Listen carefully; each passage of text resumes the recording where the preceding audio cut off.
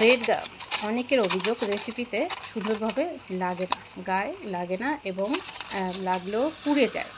আজকে সেই টিপস সহ দারুণ একটা রেসিপিও আপনারা শিখে যাবেন। আসসালামু আলাইকুম সবাইকে। ফিশ টিক্কা কাবাব, মাছের কাবাব। তাহলে চলুন। আমি তেলাপিয়া মাছ বড় সাইজ ভালো করে ধুয়ে সিদ্ধ করতে দিয়েছি। নরম হলেই গরমটা গেলে কাটা ফেলে দেব। আর এই ব্রেড গামস কীভাবে ব্যবহার করবেন, কিভাবে ঠিকভাবে ব্যবহার করবেন, সুন্দরভাবে লেগে যাবে। আমি প্রথমে প্যাকেটটা কেটে নিলাম, দেখেন। আর এই যে বিচি দানাগুলো কিন্তু বড় বড়, তাই না? এই যে দানাটা বড় বড় দানা দেখা যাচ্ছে, কিন্তু এখন এইটারও একটা কারণ রেসিপির গায়ে লাগে না। স্ন্যাক্স যে রেসিপিগুলো আছে এই গায়ে কেন লাগে না, এই যে বড় বড় যে এই জন্য লাগে না। তো আরও একটা টিপস আপনাদের দেখাবো, আশা করছি দেখতে পারছেন। এখন আমি কি করব, ব্লেন্ড করে নেব মাত্র 2-3 সেকেন্ড। তাহলে বুঝতেই পেরেছেন কিভাবে আমি থামিয়ে থামিয়ে ব্লেন্ড করলাম। সামান্য পরিমাণের ব্লেন্ড করেছি, হালকা এখন দানা দানা আছে। এটা বড়, এটা করব। আর একটা করেছি একবার, বাটিরটা করা। এই যে দেখুন, এখন ছোট্ট ছোট্ট দানা, কিন্তু গুঁড়িটা একবারে ছোট ছোট বাটিরটা। আর এটাও এই যে দেখুন। আর যদি বেশি ব্লেন্ড করেন একদম পাউডারের মতো, সেটাও কিন্তু একটা কারণ, আপনার রেসিপির গায়ে লাগবে না। এই দুটো ফলো করলে আপনি ব্রেড গামস ঠিকঠাক ব্যবহার করতে পারবেন। এই যে দেখুন, একটু ছোট ছোট আকারের হয়েছে। এখন এক প্যাকেট তো লাগবে না। আর কিভাবে ব্যবহার করবেন, অল্পতেই আপনার রেসিপি অনেকগুলো করতে পারবেন ব্রেড গামসে, যেহেতু এক প্যাকেট এখানে 200 টাকার। তো এই যে আমি সবটা রেখেই সামান্য 1/4 কাপেরও কম নিয়েছি, আর এই বাকিটা রেখে দিলাম।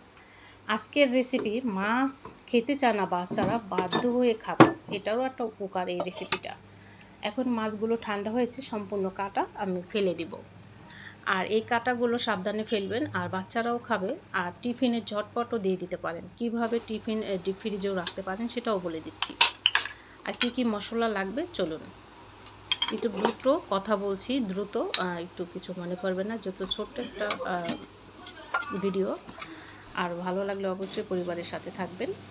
আর এই যে মাছগুলো কাটা ফেলে দিয়ে এই যে আমি নিয়েছি। এখন দিয়ে দিলাম জিরার গুঁড়া, সামান্য এলাচের পাউডার, আর চাট মশলা দিয়ে দিচ্ছি, কালো গোলমরিচের গুঁড়া, আর কর্নফ্লাওয়ার দিয়ে দিচ্ছি 3 চামচ। কর্নফ্লাওয়ার অবশ্যই লাগবে। সামান্য লবণ দিয়ে দিচ্ছি। পেঁয়াজের পরিমাণটা বেশি দিবেন। আর পুদিনা পাতা নিচ্ছি, একটা কাঁচামরিচ কুচিয়ে নিচ্ছি, যেহেতু বাচ্চারা খাবে। আর পুদিনা পাতাটা অবশ্যই দেওয়ার চেষ্টা করবেন। আর সয়া সস অবশ্যই দিবেন, সয়া সস আমার নেই, সয়া সসটা অবশ্যই দিবেন। আর একটু করে লেবুর রস দিলাম। ভালো করে একটা সুন্দরভাবে মেখে নিব। মেখে নিয়ে দারুণ একটা ডোয়ে ডোয়ে পরিণত করলাম। হাতে কিন্তু আমি তেল মেখে নিচ্ছি। এখন আপনারা ইচ্ছে মতন ছোটো বড়ো কাবাবের শেপ করে নিতে পারেন, ছোট বড় যেরকমই হোক, মন মতো। তো দেখুন, একটা রেসিপিও হয়ে গেল। আর ব্রেড গামস কীভাবে ব্যবহার করবেন গুরুত্বপূর্ণ কিন্তু এই ভিডিওটা। সবগুলো আমি এই যে করে নিলাম। এই তো, এখন আমি একটা ডিম ভেঙে ফেটে নেব। যদি ভালো লেগে থাকে, ওই ভালো লাগা থেকেই সাবস্ক্রাইব করে বেল নোটিফিকেশন অন করে আমার পাশে থেকে যাবেন, আমার ছোট্ট পরিবারের পাশে। আর এখনও যারা লাইক দেননি, অবশ্যই লাইক দিয়ে ভিডিওটা কন্টিনিউ করবেন প্লিজ। এই যে লবণ দিয়ে আবার একটু ফেটে নিয়ে, এই যে এখন এই ব্রেড গামস কম ব্যবহার কিভাবে করবেন, দুটো হাত একদম ভিজাবেন না, চামচ দিয়ে ডুবাবেন ডিমের ভিতরে। এরপরে ব্রেড গামসে লাগিয়ে নেবেন শুকনো হাতে একদম। আপনার যতটা মানে কম লাগবে এইভাবে যদি করেন ব্রেড গামস। এত দামের জিনিস, যেহেতু এক প্যাকেট সামান্য কয়েকটা দেখলে নেই 200 টাকার। তো আপনার এটাও কিন্তু একটা টিপস বলে দিলাম। এই দেখুন, একটু ঝেড়ে ঝেড়ে নেবেন, যাতে আলগা যেটা থাকে পড়ে যাবে। আর কিভাবে লাগছে গায়ে ব্রেড গামস দেখতেই পেরেছেন। যদি এতে বেশি ব্লেন্ডার করেন তাহলে গায়ে লাগবে না, আর যদি এই ব্লেন্ডার না করেও ব্যবহার করেন গায়ে তো মোটেও লাগবে না। 2-1টা যাই লাগে। আর পুড়ে কেন যায় সেটা আমি ভাজার সময় দেখাবো। একটা ডিম লেগেছে দেখুন, আর সামান্য ব্রেড গামসে হয়ে গেছে। একটা ডিম লাগেনি, অর্ধেকই হয়ে গেছে, দেখছেন, অর্ধেকই হয়ে গেছে। আর এই শুকনো হাতে ব্যবহার করবেন। আর এই চামচ দিয়ে ব্যবহার করবেন। দেখলেন আমি কীভাবে ব্যবহার করছি, আসলে তো পেট বার করে বলতেও হয় না। তো যাই হোক, এই যে হয়ে গেছে, দেখছেন কত সুন্দরভাবে লেগে গেছে। আর এইভাবে আপনারা পারফেক্ট ডিপ ফ্রিজে রাখতে পারেন, ভাজা ছাড়াই। যখন লাগবে প্রয়োজন ভেজে ভেজে গরম গরম খেতে পারেন সন্ধ্যায়, এবং বাচ্চার টিফিনের জন্য দিতে পারেন। এভাবেও ডিপ ফ্রিজে রাখলে একটার সাথে একটা লাগবেও না।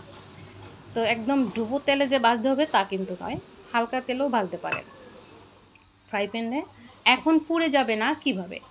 একদম চুলার আঁচ কিন্তু দেখতে পাচ্ছেন না, দেখতে পাচ্ছেন না, একদম লো আছে, তেল দেখেই বুঝতে পারছেন।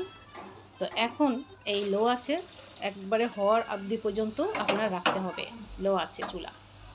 ঘুরিয়ে ঘুরিয়ে দিলাম অফ ক্যামেরায়, একদম 2-4 মিনিট পর্যন্ত অপেক্ষা করলাম। যদি একটু বাড়িয়ে দেন চুলা, তাহলে আপনার যে রেসিপিটা আছে একদম ভিতরে কাঁচা থাকবে, আর উপরে আপনার কালার নষ্ট হয়ে অরেঞ্জ কালারটা থাকবে না, পুড়ে যাবে। পুড়ে গিয়েই এই ব্রেড গামস দ্রুত কালো হয়ে যায়। তো আজকে এই জন্যই আপনাদের এই গুরুত্বপূর্ণ, অনেকেই কমেন্টস যে ব্রেড গামস পুড়ে যায়, যাই লাগে গায়ে পুড়ে যায়। আর ব্রেড গামস কেন এই রেসিপি করতে গেলে সেই রেসিপির গায়ে সুন্দরভাবে লাগে না। তাহলে এবার বুঝতে পেরেছেন কিভাবে লাগালে পুড়বে না, আর কিভাবে ভাজলে একদমই কালারটা ঠিকঠাক থাকবে।